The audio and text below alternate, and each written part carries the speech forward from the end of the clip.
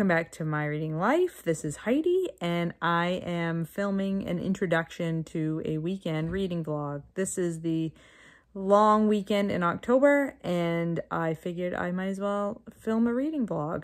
Now, you will have already seen a bunch of footage of my new baby Kitten, which I got a few days ago. Her name is Libby, and she is a lot of fun and a lot of work. But we are having a good time with her, and she's settling in very well into the household. She, in fact, thinks that she is queen of this household already. Oh, look, there she is already. Yeah, she's going to be running back and forth behind my head because right now she's in one of her spastic modes. Anyway, let's get into what books I'm going to be working on this weekend. I am continuing my buddy read of The Bully Pulpit by Doris, Kearns, Goodwin. I am about 100 pages away from the end with this one. I've been buddy reading this with Patrice and Doris and Karen, and we've been working on it for quite a while, but you can see I started tabbing when I first started reading it, and now I'm just like taking notes on scrap paper. And it's a really good book, but it is long-winded in places, I'm finding here at the end especially. Some of these last few chapters have been they seem to be like a little bit, I don't know, superfluous, I think is the word I want. But I am learning a lot about the time period, about both Teddy Roosevelt and William Howard Taft, and also about the rise of investigative journalism. So that part is all good. My audiobook currently is The Naked and the Dead by Norman Mailer. This is a book that's on the list that I've been working on since high school, the recommended reading list for college-bound students. And this is a World War II novel. We're following is it a platoon? Yes, a platoon of soldiers who are fighting on this remote island in the Pacific to try to win the island back from the Japanese. And there's a lot of, you know, like battle scenes and gory details and a lot of particularly masculine dialogue. So the audiobook is well done, but the book itself, I'm over 200 pages into it. It's quite a long book. I'm about like 30% of the way through, I think, on the audiobook.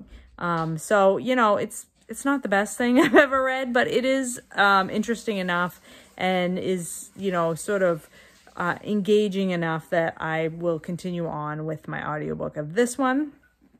And then for Victober, I am reading The Way We Live Now by Anthony Trollope. This is a big chunker of a book. I've been wanting to get back to Trollope for a while. I really love the Barset novels by Trollope, and I started to read the Palliser novels, but I have them on ebook, and I just wanted to read a physical book for my first book for Victober, and so I decided to pick this one up that was on my TBR.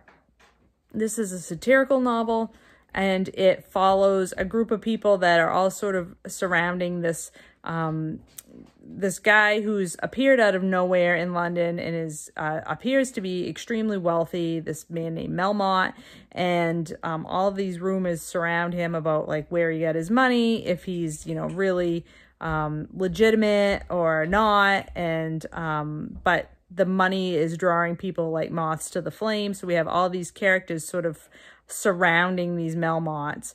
And, you know, they're either people that want money, or they want prestige, or they want power, or they're just looking to rub elbows with the rich and famous.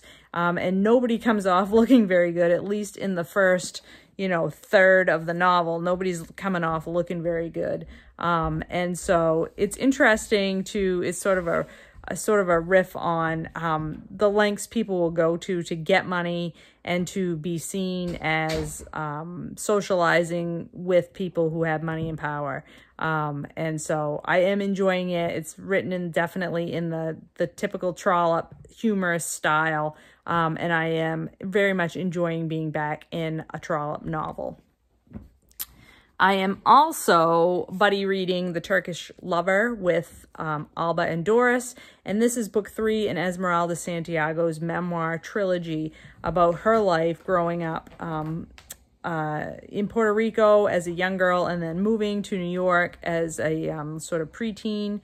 early teen years, and then we follow her. The second book in the memoir trilogy follows her teenage years in high school, and now she's 21 years old, and she's trying to establish her own adult life. And the first book of this series was When I Was Puerto Rican, and I just absolutely love this trilogy so much. I am about 75 pages into this one, and so I will be working on this one as well. The other book that I'll be working on this weekend is an ebook, and that is The Paper Menagerie by Ken Liu, which is a science fiction short story collection. Ow, the cat just, yeah, just tried to climb up my leg, and her claws, are really sharp. Sorry about that. Yeah, so science fictional, fantasy, short story collection, and I am buddy reading that with Britta and Doris. So I will also be working on that one this weekend. So that is the books that we're going to work on, and hopefully there'll be lots of fallish type activities to show you in this vlog. And I will check in with you later.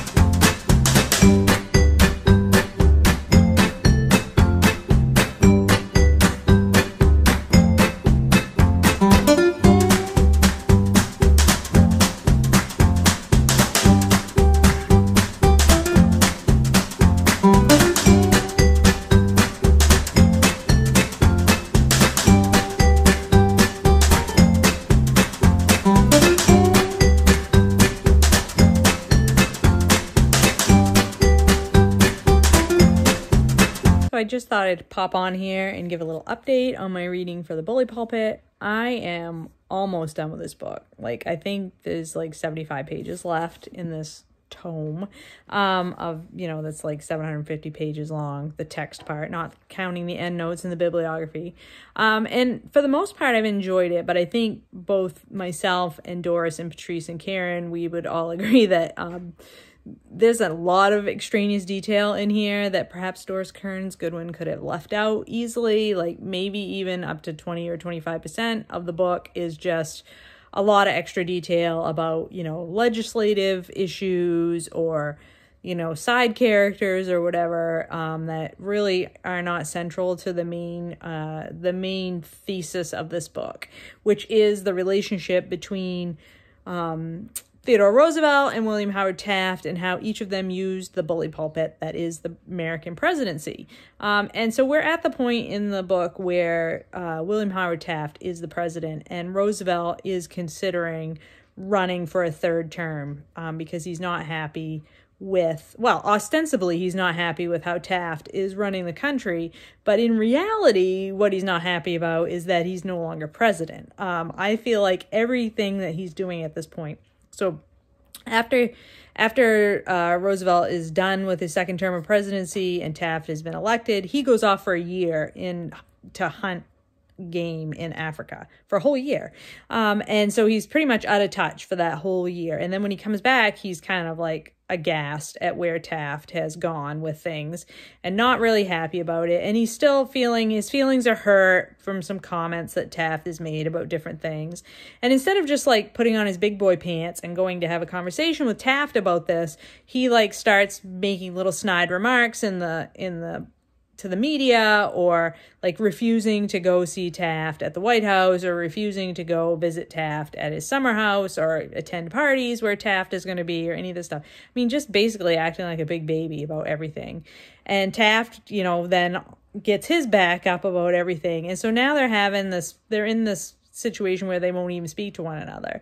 And, you know, for two of the most powerful men in the world to sort of be acting this way is very, I think, kindergartenish, if I might say so. And I'm particularly irritated with Roosevelt at this point, because it really does seem that what he's mad about is the fact that he's not president anymore. And like, everybody's not looking to him for the answers. And he wants to be in charge again. And he wants that position of power and glory. And he's just being a big baby about it. So it's bugging me. So anyway, we'll see how this wraps up. I mean, I know how it wraps up historically in terms of what happens to Taft and Roosevelt, but I'm interested to see sort of the details around that and what ends up happening. But it is really sad, because these two were super good friends throughout all the rest of their public lives. They really relied on one another. And I just think that Roosevelt did not have the type of personality to be able to take the back seat. And he just doesn't do well as the secondary character. His personality will not allow for it. So yeah, that's where I'm at with the Bully Pulpit.